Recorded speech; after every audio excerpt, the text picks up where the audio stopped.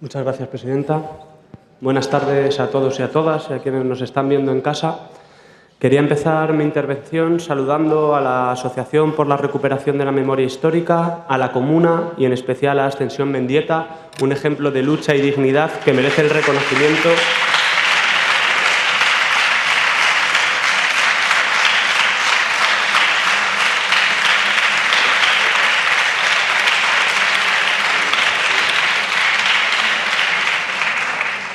Ascensión Mendieta es una de tantas personas, un ejemplo de lucha y dignidad que merece el reconocimiento no solo de esta Cámara, sino de todas las instituciones de este país.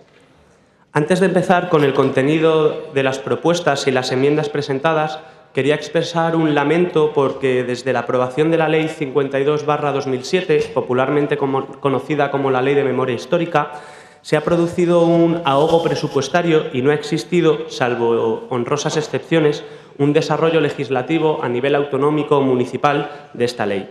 De la misma manera, quiero expresar mi alegría por poder, por primera vez, hablar de este tema en esta Cámara. Como es la primera vez que hablamos de este tema, quiero expresar de qué manera nos enfrentamos o afrontamos el Grupo Parlamentario de Podemos todas las cuestiones de la memoria democrática. En primer lugar, hay que aclarar que no creemos que la memoria democrática sea una cuestión de lo que llaman izquierdas o derechas, o no debería serlo, porque se trata de una cuestión de derechos humanos y de democracia. No es una cosa de carcas, ni de no se sabe qué fosa de quién, como dijo el vicesecretario de Comunicación del Partido Popular, Pablo Casado. Como es una cuestión de derechos humanos y de democracia, no entenderíamos que ningún grupo parlamentario votase en contra de esta iniciativa en esta Cámara. Entendemos que todas las políticas públicas de memoria democrática deberían regirse por 4 principios fundamentales. Estos son los de verdad, justicia, reparación y garantías de no repetición. Estos 4 principios, además de palabras bonitas, son los 4 mecanismos fundamentales de lo que se conoce como justicia transicional, que recomiendan las Naciones Unidas de cara al éxito de un proceso de cambio político, normalmente de una situación de ausencia democrática a otra de Estado de Derecho. Verdad. Cuando hablamos de verdad, nos referimos al derecho a investigar y restablecer oficialmente los hechos del pasado. No estableció nunca una política de Estado en materia de verdad. No existe información oficial, ni mecanismos de esclarecimiento de la verdad. El modelo vigente de privatización de las exhumaciones, que delega esta responsabilidad a las víctimas y asociaciones, alimenta la indiferencia de las instituciones estatales y conlleva dificultades, tanto metodológicas, de homologación y oficialización de la verdad. Estas no son mis palabras, sino que son las palabras del relator de la ONU en 2014. Esta afirmación pone de manifiesto los compromisos adquiridos por nuestro país. Justicia.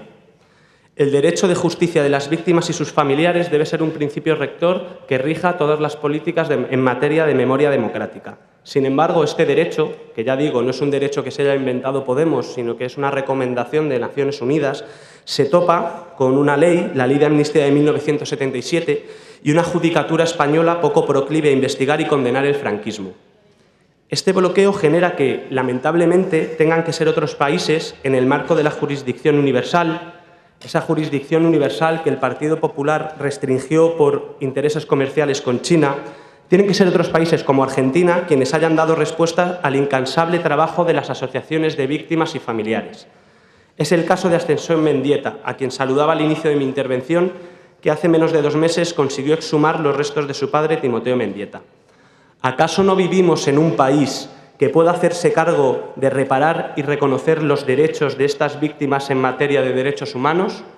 A nivel estatal, ¿tiene sentido que la justicia española ignore los exhortos de la jueza Servini para interrogar a exministros franquistas y torturadores, entre otros? Reparación.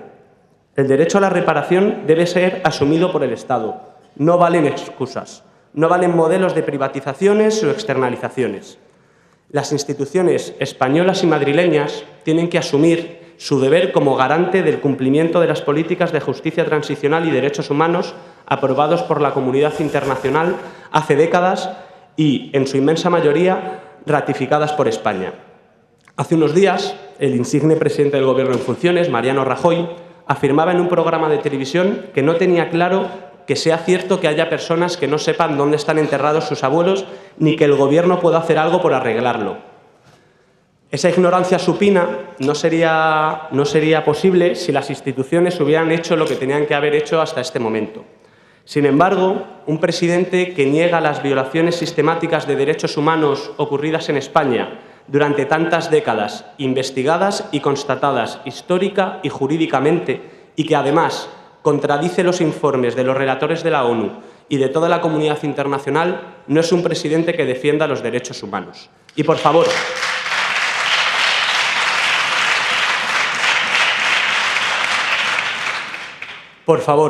si alguien se ve tentado a apelar al carácter no vinculante de las recomendaciones del relator de Naciones Unidas, les pediría que digan también entonces que consideran que el respeto y la garantía de los derechos humanos para ustedes no es algo vinculante, sino que es algo que se puede seguir o no se puede seguir.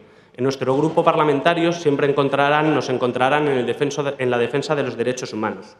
Entonces, no se trata de dos memorias enfrentadas en la que una tenga que ser recuperada, sino de la construcción de un pueblo maduro, que se hace cargo de su propio pasado complejo de violencia política a través de los marcos internacionales. Explicado el marco con el que el Grupo Parlamentario Podemos va a trabajar de aquí en adelante las cuestiones de memoria democrática, quiero adentrarme un poco en la propuesta que aquí estamos debatiendo. Nos encontramos ante una propuesta no legislativa que insta a la elaboración de una ley de memoria democrática en nuestra comunidad que nos ponga, como mínimo, al nivel de otras regiones en materia memorialista. Una de nuestras enmiendas señalaba la necesidad de alcanzar el mayor consenso posible, por lo que celebramos la enmienda transaccional final que hemos presentado los grupos parlamentarios, salvo el PP. Eso sí, igual que la compareciente anterior hacía una advertencia, yo hago otra. Cuando se habla de memoria democrática no es para decir lo bueno o lo malo que es un partido político, o lo bueno y lo malo que es el líder de un partido político. Cuando se habla de memoria democrática se está hablando de nosotros y de nosotras, pero sobre todo se está hablando de tanta y tanta gente que trabajó por la democracia.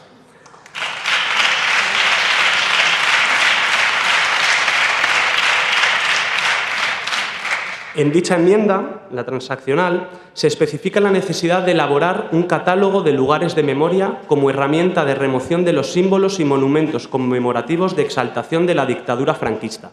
En el caso de que no pudieran ser removidos, es necesaria una contextualización y resignificación con técnicas y pedagogías adecuadas en favor de la promoción de la verdad y la memoria con función educativa y preventiva.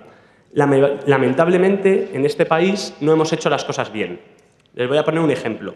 En el año 2008, el Gobierno del Estado, en el que estaba el Partido Socialista, y el Ayuntamiento de Madrid, que estaba el Partido Popular, acordaron demoler la cárcel de Carabanchel. Quizá podíamos haber aprendido de otros países que, por desgracia, también tienen una historia terrible a sus espaldas y que han sabido reconstruir la memoria con ánimo de construir futuro y democracia, pero sin ánimo de incurrir en el olvido. Estamos hablando de países como Alemania o Argentina, que han convertido centros donde se vulneraron los derechos humanos en lugares, en espacios de memoria, en espacios donde las nuevas generaciones pueden aprender lo que pasó, no desde el rencor y la rabia, sino desde la comprensión global de algo que no puede volver a ocurrir.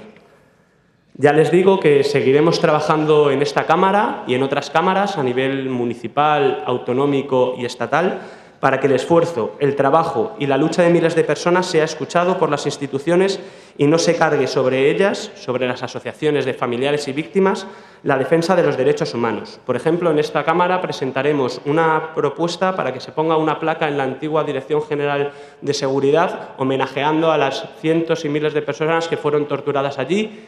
Y no es una cosa muy radical, no se equivoquen, se hace también en un país vecino como Portugal.